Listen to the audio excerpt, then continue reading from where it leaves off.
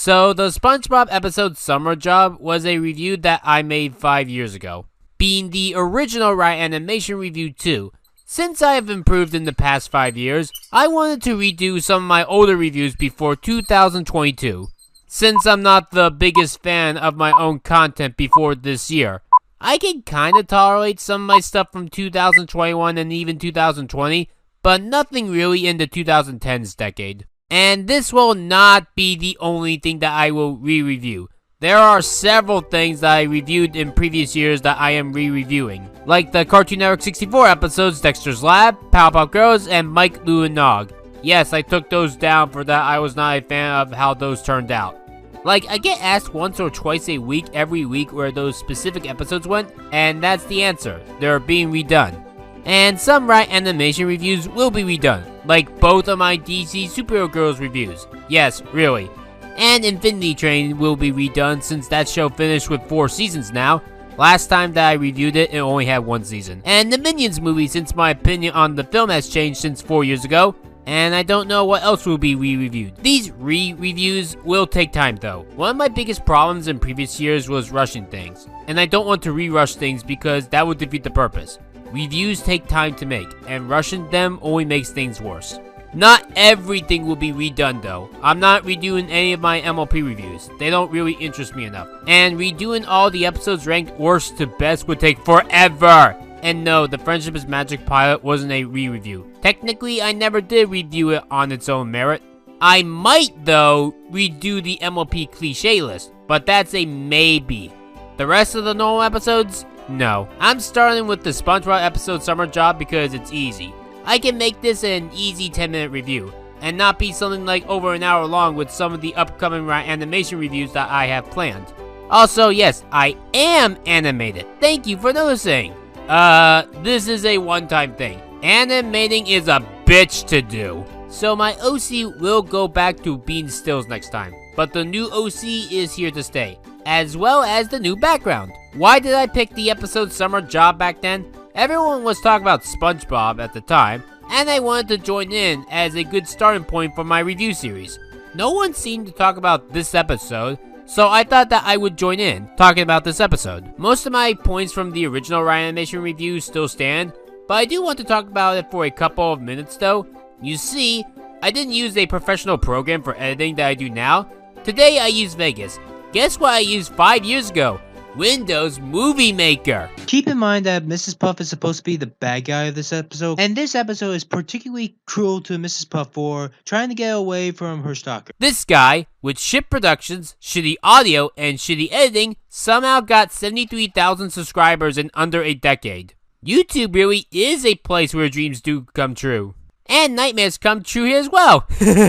You may notice that the old review had black bars. Black bars are unprofessional. What you should do is either A, stretch the footage so that it fits the full screen, or B, add a background to the original ratio. If you're wondering, I am going with B in this re-review.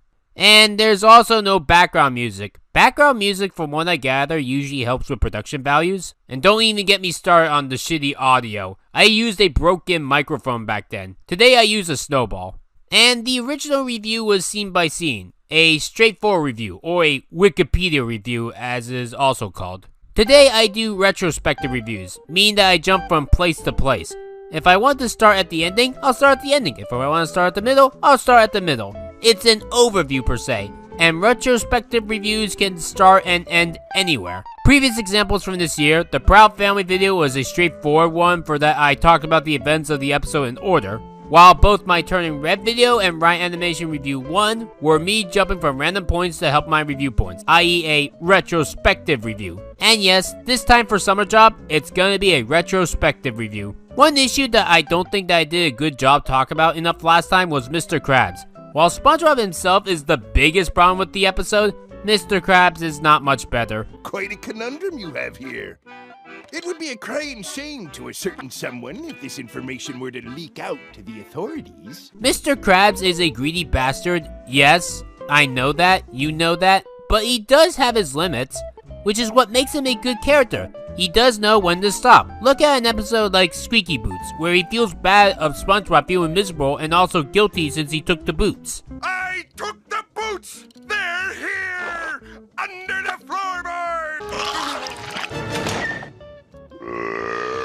deed is done. He cared about what the customers ate and selling out. You better believe there's a problem. Krabby Patties are supposed to be made by hand, one at a time, not on a conveyor belt. And in calling the cops, there's this cute scene.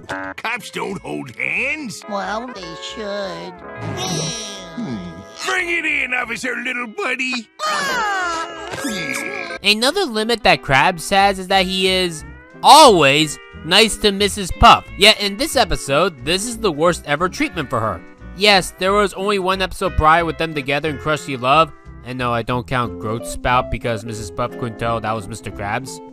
Let's talk about Krusty Love, shall we? How often do you see Mr. Krabs torn between money and a woman? Not often. I'm caught in the middle of me two great loves. Sweet Mrs. Puff. And the rest of me money. Usually Eugene sings songs about how much he loves money. Cha-ching, cha-ching, cha-chingery. Money, oh money, how I love thee. That's what makes the love feel real. It'd be like if Eddie from Ed, Edd and Eddy gave his jawbreakers to a girl that he loved. Ed, how many times does 2 go into 3? Think! In this one, Krabs blackmails Mrs. Puff, something that he would never do in any other episode. Or at the very least, no other episode has him being rude to Mrs. Puff. Yes, Mrs. Puff crashed into the Krusty Krab. But I'm sure that Mr. Krabs will cut her a little slack. They even date in future episodes. Speaking of dating. You mean we should go out on a date? Interesting. No, I had something else in mind. When I did my original review on this, there weren't any future episodes yet of these two dating. And yes, that would be unfair to the original review. But with them out now, I still want to bring them up to show what makes them better.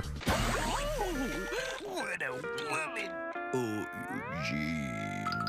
In episodes like Worry Brains, Feral Friends, and Cookie Cooks, we see them dating and romancing each other, and Mr. Krabs genuinely cares about her. Even in Cookie Cooks, he's willing to do anything he can to make Mrs. Puff a nice home-cooked meal. Please, don't tell the police. I'll be a dead man if I get caught. You did drive into the restaurant front door. Don't restaurants have security cameras regardless? Wait, who am I kidding? Mr. Krabs is probably too cheap to put them in. Why should I waste money lighting the whole store? Before I get to SpongeBob, let's talk about Mrs. Puff.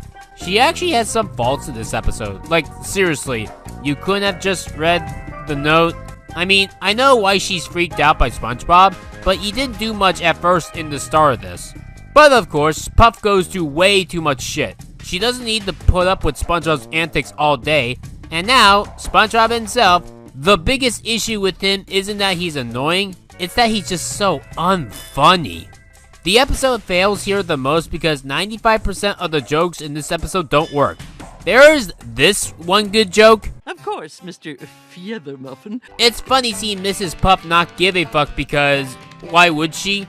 Everything else feels like wasted potential. I get to show you the ropes, Mrs. Puff. You know, that joke would have been funnier if SpongeBob actually showed some ropes to Mrs. Puff. The total key is a bit sticky, so you're gonna have to be forceful, but not too forceful. Why is SpongeBob the one to teach the cashier stuff?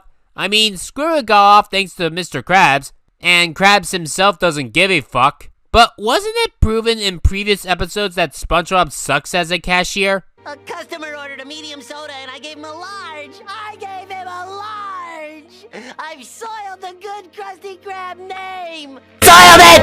Soiled it! Soiled it! Oh, speaking of Squidward, Mr. Krabs allows Squidward off, but there's no jokes with it. Squidward doesn't even speak in this episode. I mean, when Squid got off in Imitation Krabs, he was ecstatic. Hey, why don't you take the rest of the day off? Whatever you say, Mr. Krabs. And in Big Pink Loser, there's this bit. Hey, Squidward, guess who just got a job? Guess who just quit? And it's funny because Squidward goes back to work when Patrick leaves. Stop copying me! There's no award for that! Well, I guess it's safe to go in now. I'm just honestly surprised that they do nothing with that here. The same thing with SpongeBob's costume. That's your disguise? Really, SpongeBob? You were more creative and no free rides. And the joke there was that you weren't creative or tricking. What do you want? I'd like to gain entrance to your social club, please. I believe my hairdo is in order. Here it's confusing. What are you doing yelling at me, customers? The Duke here, he's one of me regulars. You know, that joke right there would have worked if it was Patrick. Patrick is usually the guy that gets stuff wrong. Krabs is not like that. By the way, No Free Rides wasn't the only episode to make costume tricking from SpongeBob work. There was also Sanctuary. SpongeBob looks so different there that even Mr. Krabs was confused by SpongeBob's new look. I was seeking me old matey SpongeBob and... Oh, hey, Mr. Krabs. What else do we got for the humor? Pothole! Why does the Krusty Krab have a pothole? Should I waste money lighting the whole store? Oh, yeah. Duh!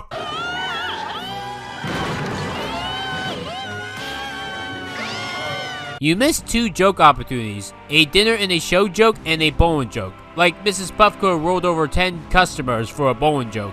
Speaking of joke opportunities, SpongeBob at the end of this episode gets to be a boating teacher. Despite him still in boating school and that he can't teach how to drive, some people like to theorize that someone wants Mrs. Puff miserable. And while you can make that theory credible all you want, if you don't make in-episode establishments, your scenario won't work and it will end up being a plot hole. And to end this one off, let's talk about the animation. SpongeBob in the quote-unquote dark age didn't have good animation. I mean, it was passable. It was definitely better than other late 2000s cartoons at the time, compared to the garbage ocean of Flash animation in the late 2000s and early 2010s. SpongeBob still looked good. The problem was, for a slapstick show, there wasn't really much slapstick. While SpongeBob can be a full-on comedy with variety, this episode is trying to do slapstick, and it doesn't work. And that's honestly how I feel about the animation throughout the post-first movie era. It doesn't have the freedom as the classic era, nor does it take more advantage of being animated like the newer season. It honestly just feels restrained. Ironic since we're not talking about restraining SpongeBob. Oh, and let's not forget everyone's favorite animation era. Mrs. Puff crashes through the front door here. Later in the episode, the front door is 100% fine, despite the fact that we saw no one in the episode fixing it, and the only reason why Mrs. Puff is here is because she destroyed the front door. This episode really does feel like it was written in one draft. But Nick at the time wanted more episodes at a faster rate and not be good. They just want more with the sponge in the end. You could say that someone there needs a summer job. Thank you for watching this video. This video was edited by me, Rebecca. If you liked the video that you saw, consider supporting me on Patreon in the description below. Your name will appear at the end of every video, and your OC will be at the beginning of every video. To follow me on any other piece of social media, please check the description below. Thank you for watching. Star Giant Productions, out.